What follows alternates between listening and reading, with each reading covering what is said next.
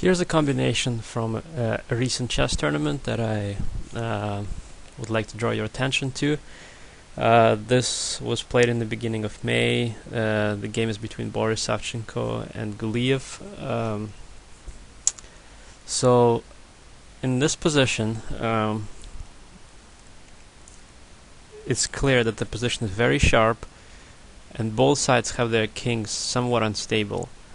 And White's pieces are somewhat more active, and White has and White is actually down the exchange, but the black rook and the black knight are kind of trapped here, and they can't come out yet. So with his next move, Black tried to get the king out and get the rook out, so he played king to e7.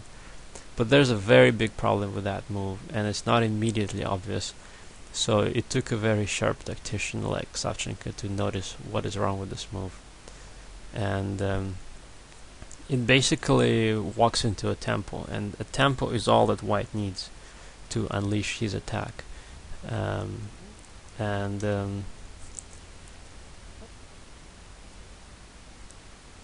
Basically, White is putting pressure on e6, but that pressure is kind of useless because it's hitting a granite wall, because the pawn is still defending e6. So what White wants to do is to open up all of his pieces and let this knight and rook enter into the attack.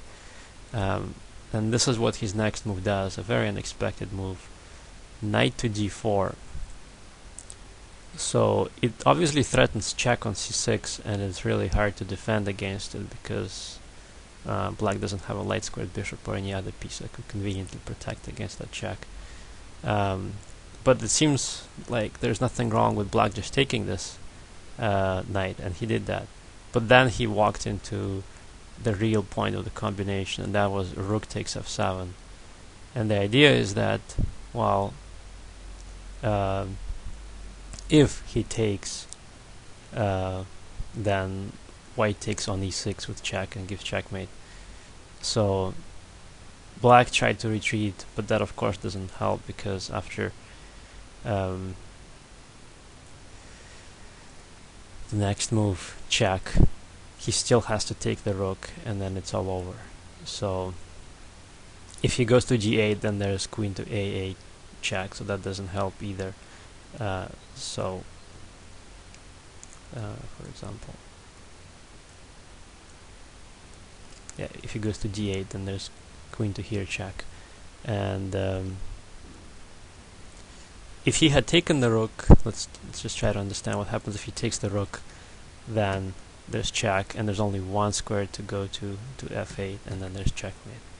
So this idea of knight to d4 just to open up the f file, and then the idea of then sacrificing a rook is quite interesting.